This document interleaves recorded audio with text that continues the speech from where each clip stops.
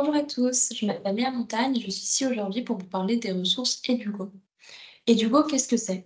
Dans un premier temps, ce qui est important de savoir, c'est que c'est une ressource qui est mise à disposition par le réseau Canopé pour tous les enseignants des 12 départements présents dans le cadre du dispositif TNE. Ce dispositif, donc des territoires numériques éducatifs, consiste à mettre à disposition des ressources pour du cycle 2 en fait, à la terminale aux enseignants qui sont dans les 12 départements présélectionnés par le réseau Canopé. Donc vous avez par exemple la Guadeloupe, le Doubs, le Cher, les Bouches-du-Rhône, l'Aisne, la Corse du Sud. Enfin voilà, il y a 12 départements qui ont été présélectionnés par le réseau Canopé. Et en fait, dans ces derniers, tous les enseignants pourront avoir accès à un large panel de ressources, dont Edugo. Pour vous présenter rapidement la solution, puisque nous y viendrons un petit peu plus en détail juste après, c'est une ressource qui est disponible sur les 3 niveaux, donc cycle 2 et 3, collège et lycée. Et donc, vous allez pouvoir retrouver un large panel de ressources numériques sur étagère, donc que vous allez pouvoir réutiliser, ce qui vous permet un gain de temps considérable. Et ensuite, vous allez pouvoir également les adapter, les personnaliser afin de faire de la différenciation pédagogique. Dans la suite de cette présentation, nous verrons quelques cas d'usage pour vous permettre un petit peu de vous projeter dans la solution. Et donc, du coup, nous pourrons regarder tout ça ensemble. Et donc, nous sommes actuellement là, la page que vous voyez, c'est la page de ce qu'on appelle le site compagnon, sur lequel vous allez pouvoir retrouver toutes les informations sur Edugo Lycée. Et donc, vous allez pouvoir retrouver, donc voilà, on est sur près de 1000 ressources conformes au programme scolaire, avec des exercices, des supports de cours, de méthodes et de dossiers utilisables par et les enseignants et les élèves. Ce qui est assez important sur Edugo à noter, c'est qu'on est sur des ressources qui visent vraiment l'enseignant, mais également l'élève, et surtout l'élève finalement. Vous allez pouvoir retrouver un outil numérique pour enrichir et compléter ces contenus par la mise en pratique. Et toutes ces ressources sont accessibles, personnalisables et diffusables à partir de la plateforme en ligne Tactiléo. Alors, sur ce site compagnon, vous allez pouvoir également retrouver des petits messages sur pourquoi choisir plutôt Edugo Lycée, avec donc l'avantage sur la qualité des contenus qui sont proposés par Belin Éducation et les performances de la plateforme Tactiléo qui vous permettent réellement, comme on expliquait, de modifier et de vous approprier les contenus qui vous sont proposés. Et ensuite, vous avez des petites vidéos de présentation, donc n'hésitez pas en tout cas à aller voir ce petit site compagnon pour pouvoir vous renseigner davantage sur la solution. Donc, ça, c'est la page que vous verrez une fois que votre référent numérique vous aura attribué la ressource. À savoir que nous restons disponibles dans le cas où cette attribution ne fonctionnerait pas. N'hésitez pas à revenir vers nous, mais normalement, votre référent numérique, une fois que vous aurez effectué la formation sur votre espace Canopé, pourra vous attribuer la ressource et donc vous arriverez sur cette page-là. Ensuite, quand vous cliquez sur Lancer la solution, c'est là que nous rentrons donc au cœur de Edugo Lycée, qui est donc sur la plateforme Tactiléo. La plateforme, elle est assez facile de prise en main. L'idée, ça a été vraiment de la séparer en 3 blocs. Donc, en haut à gauche, vous allez retrouver le bloc d'accès, dans lequel vous allez pouvoir voir toutes les ressources des collections auxquelles vous avez souscrit. Donc, dans ce cas-là, Edugo Lycée. Mais vous allez également pouvoir voir les ressources que vous aurez potentiellement partagées dans votre établissement ou que vos collègues enseignants du même établissement vous auront partagées. Et ensuite, vous retrouvez vos propres ressources et les ressources que vous aurez classées en favoris. Ensuite, vous avez le bloc de création. Donc, vous avez la possibilité de créer un grain. Un grain correspond à la plus petite unité éditoriale de la plateforme. Donc, ça peut être un PDF, une photo, une vidéo. C'est vraiment quelque chose qui ne peut être modifié ou en tout cas qui n'a pas vocation à l'être. Et ensuite, vous avez la possibilité de créer des modules. Donc, c'est une succession de grains, par exemple, que vous allez pouvoir augmenter avec des questions, des QCM, etc. Donc, que nous allons voir un petit peu plus tard dans la solution. Et ensuite, vous pouvez créer des parcours qui sont une suite de modules mis bout à bout avec une stratégie, une chronologie présélectionnée par l'enseignant. Et donc, l'élève pourra suivre la totalité d'un parcours et d'une séquence pédagogique. Et ensuite, le dernier point, c'est le bloc de gestion, donc dans lequel vous allez pouvoir retrouver les résultats et suivi de tous vos élèves en temps réel et donc avoir un tableau de bord en temps réel ou non, d'ailleurs, si vous souhaitez y revenir par la suite de votre classe pour revoir les résultats de vos élèves. Alors, sur la page centrale, vous allez retrouver une petite présentation, donc comme on expliquait avec les outils qui sont disponibles. Donc ça, c'est la présentation qui est assez similaire à celle du petit site compagnon que nous venons de voir, avec notamment les outils VitaScience et Cabrilog. Le vrai point fort du coup, à mon sens, c'est la possibilité d'avoir réellement un large panel de ressources. Donc je vais cliquer sur ressources pour que vous voyez toutes les ressources qui sont disponibles. Donc, vous avez vraiment un large choix de ressources qui ont été mis à disposition édités également par Belin Éducation. Et ensuite, vous avez également des ressources partenaires, donc comme nous avons vu VitaScience pour l'apprentissage de l'algorithmie, de la programmation, mais également de Cabrilog. Alors, les ressources que vous verrez ici, vous avez la possibilité de les filtrer, mais là, on verra ça juste après. On va voir, donc, comme j'expliquais, la pluralité des ressources qui sont disponibles sur Educo. Vous allez pouvoir voir que vous allez retrouver des activités pédagogiques, des exercices donc, qui comprennent des questions à trous, des QCM. On a vraiment 12 exercices prédisposés sur la plateforme que vous pouvez réutiliser.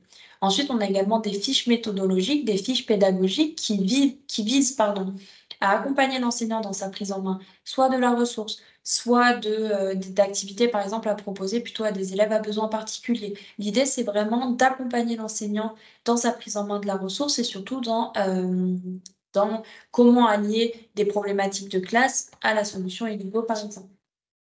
Vous allez également retrouver des pièces de théâtre qui ont été numérisées, des poèmes, des articles, des romans, des outils. Donc, on parlait des outils partenaires comme VitaScience et Cabrilog, des scénarios pédagogiques déjà proposés.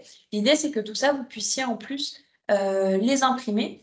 Et donc, vous avez vraiment une pluralité de ressources, mais également de modes de présentation. Vous allez pouvoir avoir donc, des ressources qui sont... toutes les ressources sont jouables sur tous les dispositifs, que ce soit un ordinateur, une tablette, un téléphone ou encore un tableau blanc numérique. Mais l'idée, c'est quand même que certaines ressources, par exemple comme les livres, vous puissiez par exemple les partager sur votre écran et que les élèves soient en train de réaliser les exercices correspondant à cette partie du livre sur des tablettes, par exemple. C'est vraiment la possibilité de laisser libre recours à votre pédagogie et c'est vous qui choisissez la manière dont vous souhaitez organiser votre classe autour de la solution.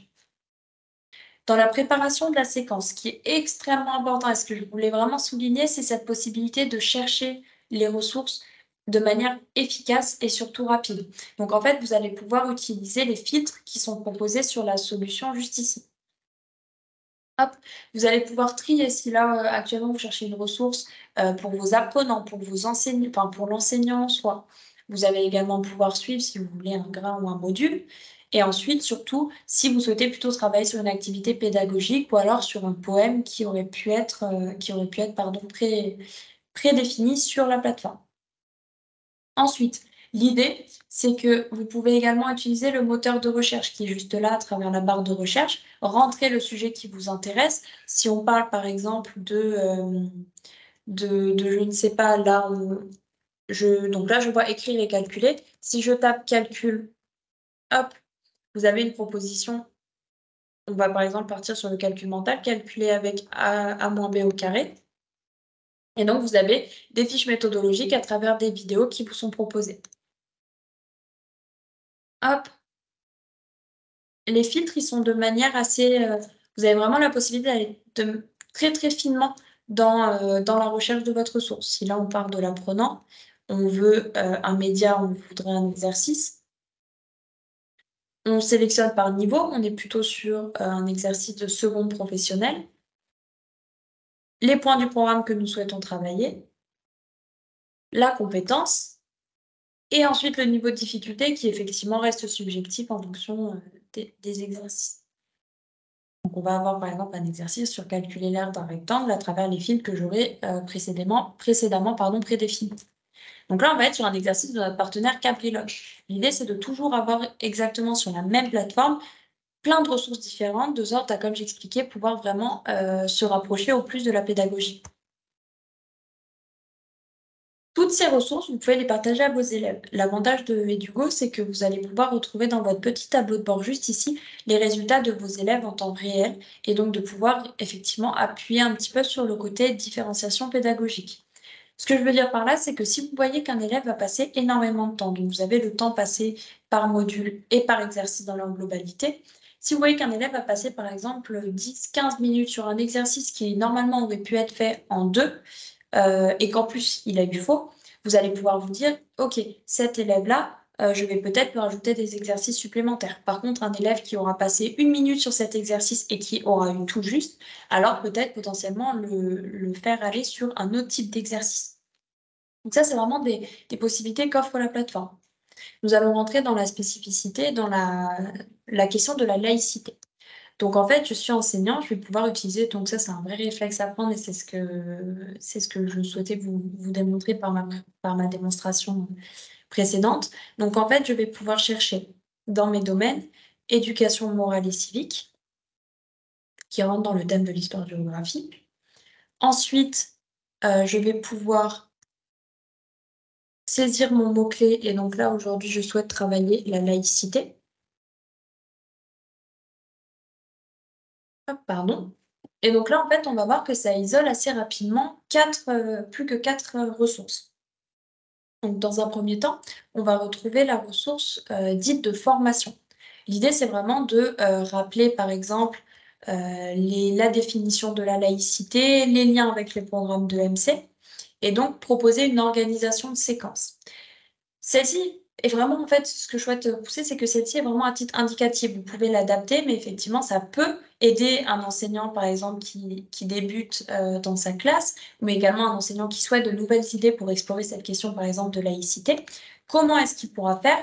Il pourrait se référer à cette ressource dite de formation.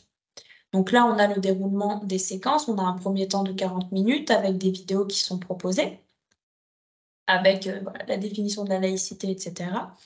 Dans un deuxième temps, qui dure plus ou moins 15 minutes, on sait qu'on va pouvoir distribuer la charte de laïcité pour les enfants et donc pour lecture silencieuse. On a des postures du professeur qui sont évoquées, un troisième temps, etc. etc. L'idée, c'est vraiment de proposer quelque chose à l'enseignant qui va pouvoir lui adapter et au contexte de sa classe, parce que on a quand même souvent des contextes assez hétérogènes entre classes. Vous allez pouvoir également l'adapter au temps que vous avez à disposition pour parler de cette ressource-là, de cette question-là qui est la laïcité. Et donc ça, c'est vraiment des fiches à titre indicatif qui vont vous permettre de servir un petit peu comme on dit plutôt, il me semble, au premier degré, de fiches de prep pour préparer votre séquence.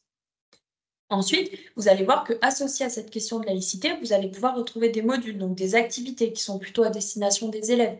Et donc en fait, si on visualise cette ressource-là, on va avoir un rappel pareil de la laïcité, de qu'est-ce que c'est, les lois qui correspondent. On va avoir une petite carte mentale, des vidéos qui nous sont proposées, avec la possibilité d'expliquer, donc là vous voyez on a une question, expliquer les liens entre les différentes notions qui ont été abordées.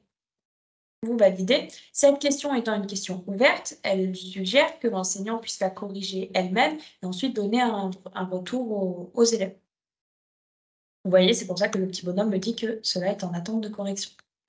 Donc j'ai terminé, l'élève va pouvoir voir son résultat. Effectivement, comme là on est sur de la question qui est soit non évaluée, donc avec la première partie qui était plutôt des définitions, soit la partie évaluation qui est toujours en attente d'évaluation de la part de mon enseignant.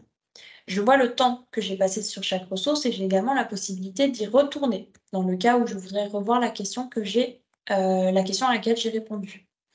L'enseignant, lui, de son côté, pourra voir dans ses résultats et suivis les résultats en temps réel de l'élève et va pouvoir soit la corriger quand on parle de ressources comme expliqué là sur des questions ouvertes par exemple, soit de voir si l'élève a bien compris, si ses résultats sont bons et donc potentiellement décider s'il souhaite ou non passer à l'étape supérieure. Voilà la petite présentation de l'Edugo lycée. N'hésitez pas de toute manière à revenir vers nous si vous avez des questions.